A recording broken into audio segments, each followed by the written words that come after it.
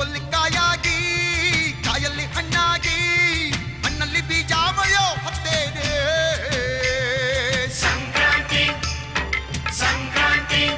ಅದಕ್ಕೊಂದು ಇಮೇಜರಿ ಇರ್ತಿತ್ತು. ಆ ಇಮೇಜನ್ನು ಬಳಸ್ಕೊಂಡು ನೀವು ಆ ರೂಪಕವನ್ನು ನಿಧಾನವಾಗಿ ಕನ್ವರ್ಟ್ ಮಾಡ್ತಾ ಇದ್ದೀರಿ. ಆಮೇಲೆ ಅದು ಕ್ಯಾರೆಕ್ಟರ್ಗೆ ಒಳಗಡೆ ಎಂಟರ್ ಆದ ಕೂಡಲೇ ಅದು ಬೇರೆ ಪಡ ತಗೊಳ್ತಾ ಇತ್ತು.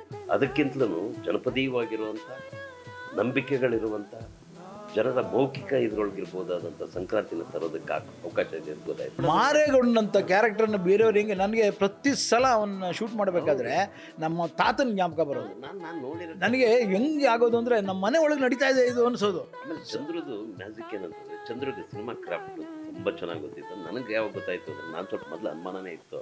ನಾಗಾಭರಣ ಆವರಣ ನಾಗಾಭರಣ ಆವರಣ. ನಾನು ಇವತ್ತು ನೋಡ್ತಿದ್ದೆ ಎಪಿಸೋಡನ್ನು, ನಾನು ಮರೆತುಬಿಟ್ಟಿದ್ದೀನಿ. ನಾನು ಕತೆ ಸ್ವಲ್ಪ ಗೊತ್ತಿದೆ ನನಗೆ, ಯಾವುದು ಕೋರ್ ಅಂತೀನೋ ಅದೆಲ್ಲ ನೆನಪಿದೆ ನನಗೆ. ಬಟ್ ಉಳಿದ ಡೀಟೇಲ್ಸ್ ಎಲ್ಲ ಮರೆತೋಗ್ಬಿಟ್ಟಿತ್ತು. ಈಗ ನೋಡ್ತಾ ಇದ್ರೆ ನಾವು ಯಾವ್ಯಾವ ಅಷ್ಟೊಂದು ಸಣ್ಣ ಸಣ್ಣ ವಿಚಾರಗಳ ಬಗ್ಗೆ ನಾವು ಯೋಚನೆ, ಒಂದು ಬುಗುರಿ ಬಗ್ಗೆ ಯೋಚನೆ ಮಾಡಿದ್ದೀವಿ, ಒಂದು ಸ್ಕಿಲ್ ಬಗ್ಗೆ. ಸ್ಕಿಲ್ ಅದು ಬುಗುರಿ ಏನು ಸುಮ್ಮನೆ ಅದನ್ನು ಮಾಡ್ಕೊಡೋದಲ್ಲ. ಅದನ್ನು ಬರೀ ಬುಗುರಿನ ಎಲ್ಲೋ ಒಂದು ಪ್ರೆಸೆಂಟ್ ಮಾಡೋದಲ್ಲ, ಅದನ್ನು ಕಾಂಟೆಂಪ್ರೈಸ್ ಮಾಡಿ ಮಾರೇಗೌಡನಿಗೆ ಬಂದು ತಾನು ಬುಗುರಿ ಮಾಡೋ ಥರಕ್ಕೆ ಅದನ್ನು ಮುನ್ನೆಲೆಗೆ ತರ್ತಾ ಇದ್ದೀವಿ ನಾವು. ಅಷ್ಟು ಚೆನ್ನಾಗಿದೆ ಅದು. ಆಮೇಲೆ ನಾನು ಯಾವುದೋ ಒಂದು ಬ್ಲೇಡ್ ಮಾರಾಟ ಆ ಊರಲ್ಲಿರುವಂಥ ಒಬ್ಬ ಕ್ಷೌರಿಕನ ಬದುಕನ್ನು ಹೆಂಗೆ ಅವನ ಲೈವ್ಲಿಹುಡ್ಡನ್ನು ಸವಾಲು ಅದು ಹೆಂಗೆ ಸವಾಲು ಒಡ್ಡುತ್ತೆ ಅನ್ನೋದು ಸಣ್ಣ ಸಣ್ಣ ಎಲಿಮೆಂಟ್ಗಳು. ಆಮೇಲೆ ನಾನು ಸಂಭಾಷಣೆಗಳು ಅಷ್ಟೇ ಗೊತ್ತಿಲ್ಲ ಅದು ಹೆಂಗೆ ಬರೆದ್ವಿ ಏನೋ ಕಾಲದಲ್ಲಿ ಅಂತ. ಆ ಕಥೆನೇ ಡಿಮ್ಯಾಂಡ್ ಮಾಡ್ಕೊಂಡು ಬರ್ಸ್ಕೊಂತು ಅಂತ ಹೇಳ್ಬೋದು, ಆ ಕಾಲನೇ ಡಿಮ್ಯಾಂಡ್ ಮಾಡಿ ಬರ್ಸ್ಕೊಂತಾರೆ. ಇಲ್ಲ, ನಿಮ್ಮ 2 ಸಿನಿಮಾ ಕತೆ ಇತ್ತಲ್ಲ. ಹೌದಲ್ಲ, 2 ಇದು ಎದೆ ಹಾಲಿನ ಹೊಲ ಇದೆಯಲ್ಲ, ಆ ಕಾನ್ಸೆಪ್ಟ್ ಬರಲಿಲ್ಲ ಅಂದಿದ್ರೆ ಆ ಇಡೀ ಧಾರಾವಾಹಿ ನಿಲ್ತಾನೂ ಇರಲಿಲ್ಲ. ವಾಹ್, ಭಾರಿ ಬಂಪರ್ ಬೆಳೆ. ಅಜ್ಜ, ಯಾರದ್ದು ಈ ಹೊಲ? ನಮ್ಮ ಬೆಟ್ಟಮ್ಮನ ಮಗ ಚಲುವೆಯಿಂದ ನೋಡಿ ಹೇಗೆ ಎದೆ ಮಟ್ಟ ಬೆಳೆದಿದೆ. ಹೌದಪ್ಪ ಸ್ವಾಮಿ, ಇದು ಮಣ್ಣಲ್ಲ ಸ್ವಾಮಿ, ಚಿನ್ನ ಚಿನ್ನ. ಇಲ್ಲಿ ಇಷ್ಟು ಭಾರಿ ಬೆಳೆಯೋ ಭೂಮಿ ಇದೊಂದೇ ಇರೋದು. ಚಲುವಯ್ಯ ಅಂದರೆ ಆ ಮುನೇಗೌಡರ ಬಲಗೈ ಅಂತಾರಲ್ಲ, ಅವನೇನಾ? ಮತ್ತೆ ಬಲಗೈ ಏನು ಬಂತು ಸ್ವಾಮಿ, ಮುನೇಗೌಡರು ಪ್ರಾಣ ಅಂದು ನಡೀತದೆ. ಹಾಂ, ಅವರಿಬ್ಬರು ಒಂದು ತಾಯಿಯ ಹೊಟ್ಟೆಯಾಗಿ ಹುಟ್ಟದೆ ಹೋದ್ರೂ ಒಂದೇ ತಾಯಿ ಎದೆ ಹಾಲು ಕುಡಿದು ಬೆಳೆದವರು. ಹಾಂ, ಅವರಿಬ್ಬರಿಗೂ ಪ್ರಾಣ ಒಂದು, ದೇಹ ಎರಡು ಅಂತ ಊರಿನವರೆಲ್ಲ ಹೇಳೋದು. ತಗೊಳ್ಳಿ ಇತ್ತಾನೆ, ಒಂದೊಂದು ಕಾಳಿಗೂ ತಾಯಿ ಎದೆ ಹಾಲು ರುಚಿ ಇರ್ತದೆ, ತಿಂದು ನೋಡಿ. ಹಾಂ,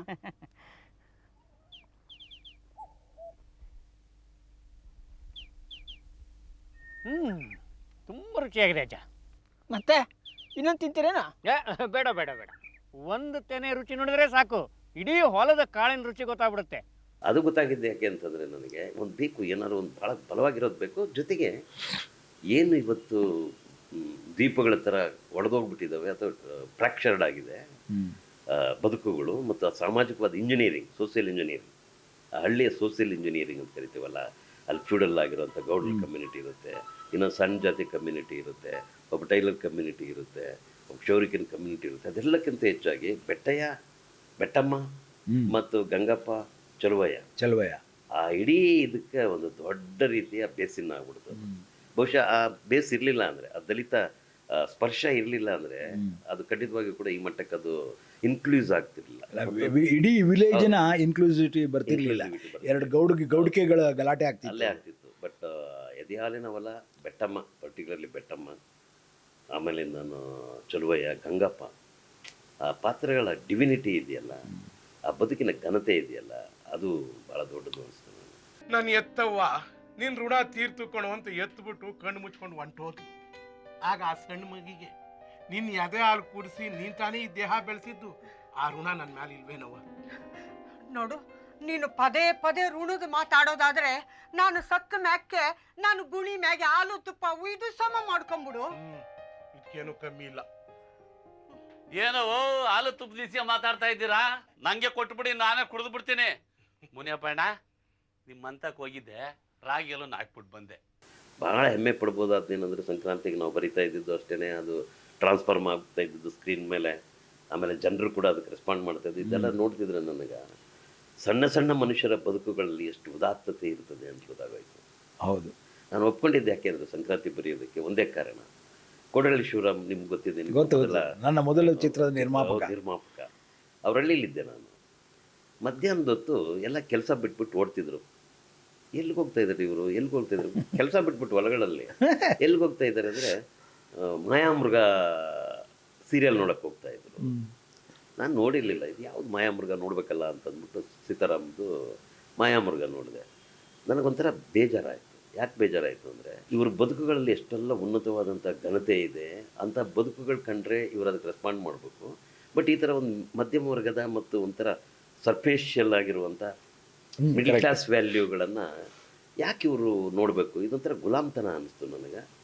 ಇದಕ್ಕೇನು ಮಾಡ್ಬೋದು ಅನ್ನೋ ಥರ ಒಂದು ಅವಾಗ ಕಾಡ್ತಾ ಇತ್ತು. ಕೌಂಟ್ರ್ ಏನಾದ್ರು ಬರಿಬೋದಾ ಸಾಧ್ಯತೆ ಇದೆ, ನನಗೆ ಗೊತ್ತಿರಲಿಲ್ಲ, ನಾನು ಬರಿಬೇಕು ಅಂದ್ಕೊಂಡೋಗಿರಲಿಲ್ಲ ನಾನು.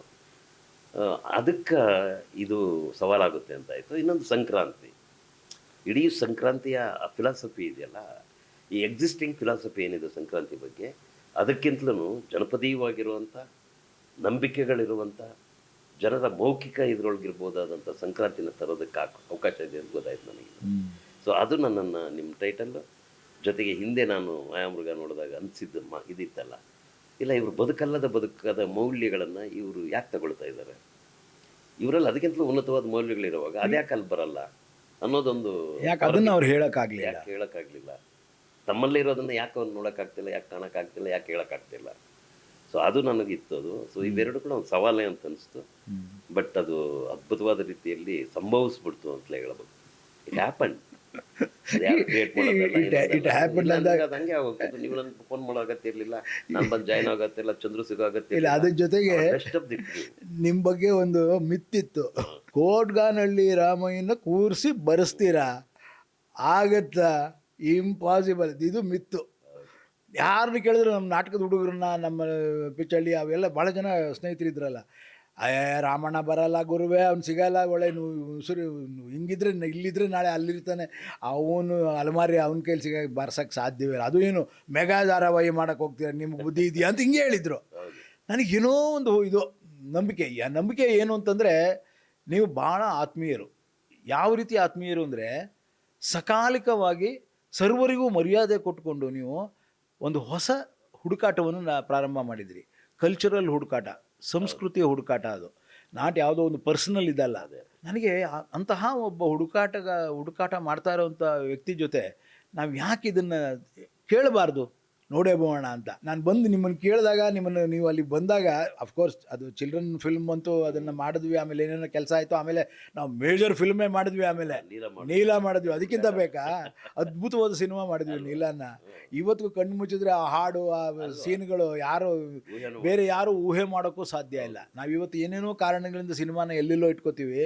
ನೀಲ is one of the main ಇದು ಒಂಥರ ನಮ್ಮ ಇಡೀ ಇದಕ್ಕೆ ಸಿನಿಮಾದ ಒಟ್ಟಾರೆ ಜಗತ್ತಿನಲ್ಲಿ ಒಂದು ಮೈಲಿಗಲ್ಲ. ಇನ್ನೊಂದೇನಂತಂದರೆ ನನ್ನ ಫಿಲಾಸಫಿನೇ ಏನು ಅಂತಂದರೆ, ಈ ಸಾಮಾಜಿಕವಾಗಿ, ಆರ್ಥಿಕವಾಗಿ, ಧಾರ್ಮಿಕವಾಗಿ ಯಾವುದೇ ಫಾರ್ಮ್ ಆಗಿರ್ಬೋದು, ಅದರಿಂದಾಗಿ ತುಚ್ಛೀಕರಿಸಲ್ಪಟ್ಟವರು, ನಿರ್ಲಕ್ಷಿಸಲ್ಪಟ್ಟವರು, ನೆಗ್ಲೆಕ್ಟ್ ಮಾಡಲ್ಪಟ್ಟವರ ಬದುಕುಗಳ ಘನತೆ ಇದೆಯಲ್ಲ, ಅದನ್ನು ಎತ್ತಿಡಿಬೇಕು ಅನ್ನೋದೇ ನನ್ನ ಫಿಲಾಸಫಿ ಆಗಿದ್ದರಿಂದ ನಾನು ಎಲ್ಲ ಇದರಲ್ಲೂ ಕೂಡ ಅದನ್ನೇ ಮಾಡ್ತಾ ಬಂದಿದ್ದೆ. ನೀವು ಅದನ್ನು ಮಾಡ್ತಾ ನೀವು ಬೇರೆಯವ್ರನ್ನ ಇನ್ನು ತುಚ್ಛೀಕರಿಸಲಿಲ್ಲ.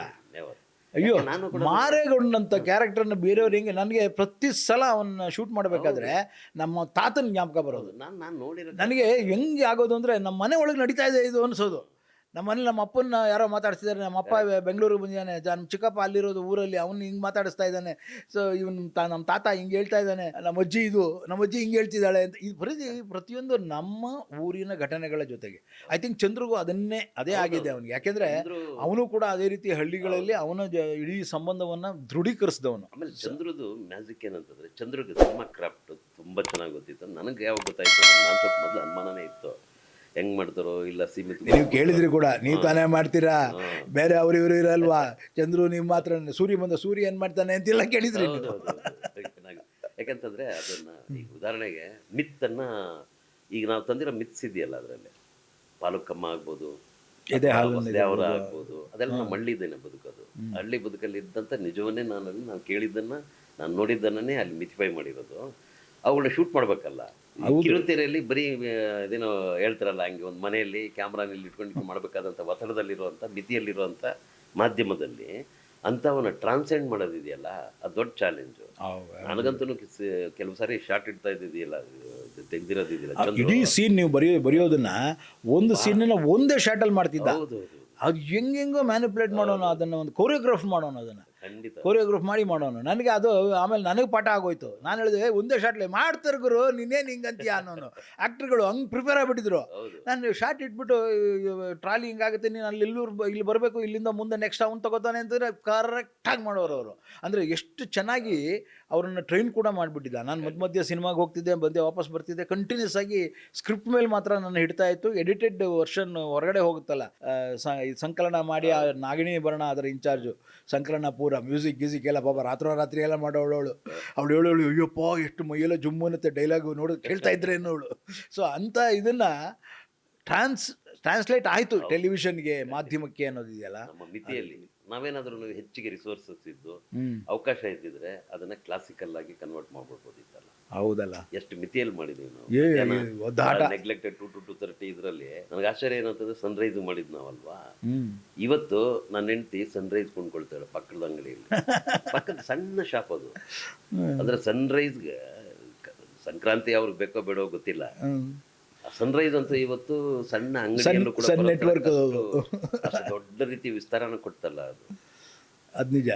ಆಮೇಲೆ ನನ್ಗೆ ಚೆನ್ನಾಗಿ ನೆನಪಿದೆ, ನೀವು ಕೆಲವು ರೂಲ್ಸ್ ಅನ್ನು ಹೇಳ್ತಿದ್ರಿ. ಒಂದು ಆದಷ್ಟು ಚೊಕ್ಕವಾಗಿರ್ಬೇಕು, ಸೀನ್ಗಳು ಹಿಂಗಿರ್ಬೇಕಂತ ಎಲ್ರಿಗೂ ಹೇಳ್ತಿದ್ರಿ. 2.5 ನಿಮಿಷ 3 ನಿಮಿಷ ಈ ಥರ ಇರಬೇಕು ಅಂತೇನೋ ಹೇಳ್ತಿದ್ರಿ. ಒಂದ್ಸರಿ ನಾನು ಹೇಳಿದೆ, ಯಾಕೆ ಹಂಗಂತೀರಿ ನೀವು, ನಾನು ಇಡೀ ಎಪಿಸೋಡನ್ನು ಒಂದೇ ಒಂದು ಸೀನ್ ಬರೀತೀನಿ, ಒಂದೇ ಎಪಿಸೋಡು ಅಂತ. ಆಯ್ತು ಚಂದ್ರ ಹೇಳಿದ್ರು, ಶೂಟ್ ಮಾಡ್ತೀನಿ ಹಂಗೆ. ಶೇಷಪ್ಪ ಕುರ್ಚಿ ಹಿಡ್ಕೊಂಡು ಮಾತಾಡೋ ಸೀನ್ ಅಯ್ಯಪ್ಪ ಬರದಾದ್ಮೇಲೆ ಅದು ಟೆಲಿಕಾಸ್ಟ್ ಆಯ್ತು. ಫಸ್ಟ್ ನೀವು ಮಂಗಳೂರಿಂದ ಒಬ್ಬ ಗೃಹಿಣಿ ಫೋನ್ ಮಾಡಿದ್ನು. ರೋಮಾಂಚನ ಆಯ್ತು ಹೇಳಿ. ಅಂದ್ರೆ ಕಮ್ಯುನಿಕೇಟ್ ಒಂದು ಇಡೀ ಎಪಿಸೋಡ್ 1.5 ಎಪಿಸೋಡೇನೆ ಇದೆ ನಾವು ಬರೆದಿರೋದು, ಶೂಟ್ ಆಗಿರೋದು. ಆ ಥರ ಅನೇಕ ಪ್ರಯೋಗಗಳು ಮಾಡಿದ್ವಿ ಅದರಲ್ಲಿ. ಮುಖ್ಯವಾಗಿ ನನಗೆ ಬಹಳ ಸಂತೋಷ ಇರೋ ಸಂಕ್ರಾಂತಿ ಬಗ್ಗೆ ಏನಂತಂದರೆ, ಅದು ನನ್ನ ಒಳಗಿರೋ ಎಲ್ಲ ಜೀವದ್ರವ್ಯನ, ನನ್ನ ಇಡೀ ಹಳ್ಳಿಯ ಬದುಕನ್ನ, ಇದನ್ನ ಎಲ್ಲವನ್ನ ಹೀರ್ಕೊಂಡ್ಬಿಡ್ತು. ಅದು ಧಾರೆ ಎರೆದ್ರಿ ಒಂದೊಂದ್ಸರಿ ಎಷ್ಟು 18 ಸೀನ್ ಬರೆದಿರೋದಿದೆ ಒಂದೇ ದಿನದಲ್ಲಿ, ಒಂದು ಹಗಲು ರಾತ್ರಿಯಲ್ಲಿ 18 ಸೀನ್ ಅಂತಂದ್ರೆ ಏನು ಹುಡುಗಾಟ ಅಲ್ಲ. ಅದೇ ನೀವು ಬರೆಯೋದು ಕೇವಲ ಸುಮ್ಮನೆ ಏನೋ ಬರೆಯೋದಲ್ಲ, ಅದಕ್ಕೊಂದು ರೂಪಕ ಇರ್ತಿತ್ತು, ಅದಕ್ಕೊಂದು ಇಮೇಜರಿ ಇರ್ತಿತ್ತು. ಆ ಇಮೇಜನ್ನು ಬಳಸ್ಕೊಂಡು ನೀವು ಆ ರೂಪಕವನ್ನು ನಿಧಾನವಾಗಿ ಕನ್ವರ್ಟ್ ಮಾಡ್ತಾ ಇದ್ದೀರಿ.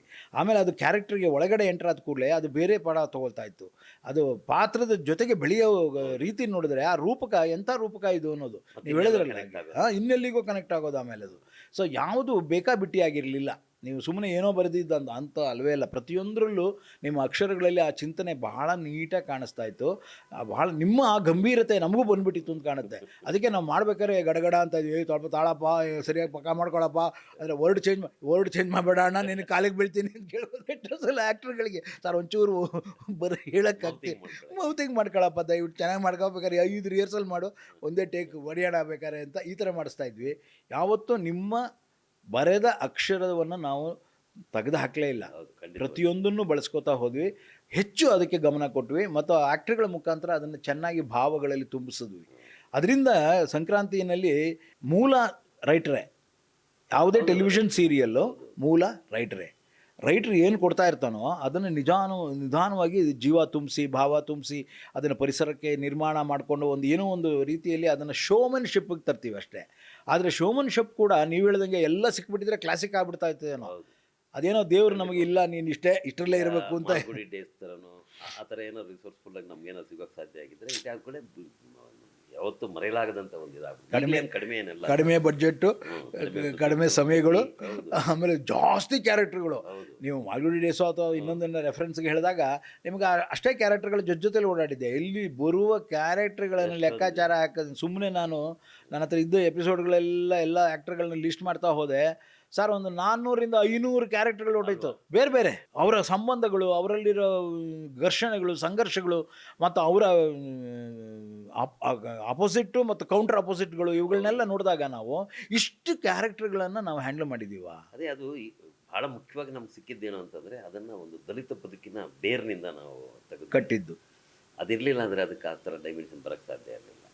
ಅದಾದಮೇಲೆ ಏನಾಯ್ತು ಅಂದರೆ 2 ಧ್ರುವಗಳು ಸಿಕ್ಕಿದ್ವು ನಮಗೆ, 2 ಅಪೋಸಿಷನ್ಸ್ ಅಂತೀವಿ ನಾವು.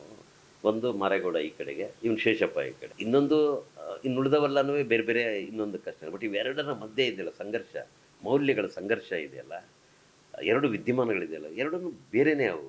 ಸಾಮಾಜಿಕವಾಗೂ ಕೂಡ ಎರಡನ್ನೂ ಹೌದು ಬೇರೆನೇ ಆಗಿರೋದ್ರಿಂದಾಗಿ ಒಂದು ಸಂಘರ್ಷಕ್ಕೆ ಭಾಳ ದೊಡ್ಡ ರೀತಿಯ ಮಹಾಭಿತ್ತಿ ಒಂದು ಸಿಕ್ತು ನಮಗೆ. ಅದರಿಂದ ಬಿಡಿಸೋಕ್ಕಾಯ್ತು ಆ ಥರ ಚಿತ್ರನ. ಒಂದೊಂದು ಪಾತ್ರವೂ ಅಷ್ಟೇ ಅದರಲ್ಲಿ. ನೀವು ಆ ಬೆಟ್ಟಮ್ಮನ ಪಾತ್ರ ಹೇಳಿದ್ರಲ್ಲ, ಶಾಂತಮ್ಮ ಮಾಡಿದ್ದಾರೆ ಆ ರೋಲು.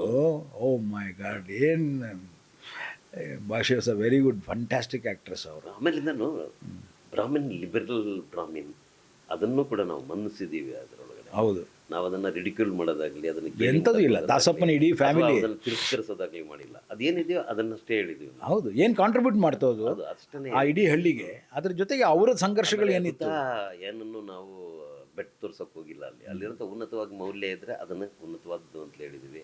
ಅದು ಎಲ್ಲಿ ಸರಿ ಇಲ್ವೋ, ಆ ಸರಿ ಇಲ್ಲ ಅನ್ನೋದನ್ನು ಶೇಷಪ್ಪನ ಮೂಲಕನೋ ಅಥವಾ ಇನ್ನೊಂದರ ಪಾತ್ರದ ಮೂಲಕನೋ ಅದನ್ನು ನಾವು ರೀಡಿಫೈನ್ ಮಾಡಿದ್ದೀವಿ. ನಾವು ಹೌದು, ಕರೆಕ್ಟ್ ಮಾಡಿದ್ದೀವಿ. ನಾವು ಅಲ್ಲಿರೋಂಥ ಫಿಲಾಸಫಿಕಲ್ ರಾಂಗ್ನೆಸ್ಸನ್ನು ನಾವು ಇದ್ರ ಮೂಲಕ ನಾವು ಕರೆಕ್ಟ್ ಮಾಡಿದ್ದೀವಿ. ಹಂಗಾಗಿ ಅಲ್ಲ, ಮೇಲ್ಸ್ತರಕ್ಕೆ ಯಾರು ನೋಡಿದ್ರೆ ಒಂದು ಹಳ್ಳಿ, ಆ ಹಳ್ಳಿನಲ್ಲಿ ಒಂದು ರಸ್ತೆ ಹೋಗುತ್ತೆ.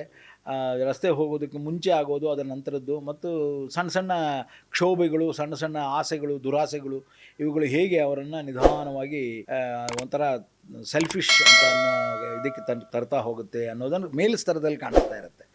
ಬಟ್ ಒಳಗಡೆ ನಮ್ಮ ಇಡೀ ಭಾರತೀಯ ಸಂಸ್ಕೃತಿಯಲ್ಲಿ ಗ್ರಾಮ ಭಾರತ ನಿಧಾನವಾಗಿ ತನ್ನ ಬದುಕನ್ನು ಕಳ್ಕೊಳ್ತಾ ಇನ್ನೊಂದು ಬದುಕಿನತ್ತ ಹೆಜ್ಜೆ ಆಗ್ತಲ್ಲ, ಆ ಸ್ಥಿತ್ಯಂತರ ಇತ್ತಲ್ಲ, ಟ್ರಾನ್ಸಿಷನ್ನು, ಆ ಟ್ರಾನ್ಸಿಷನ್ ಪೀರಿಯಡ್ನ ಐ ಥಿಂಕ್ ಸಂಕ್ರಾಂತಿ ಬಹಳ ಗಟ್ಟಿಯಾಗಿ ಹಿಡಿದಂಥ ಟೆಲಿವಿಷನ್ ಸೀರಿಯಲ್ ಅಂತ ನಾನು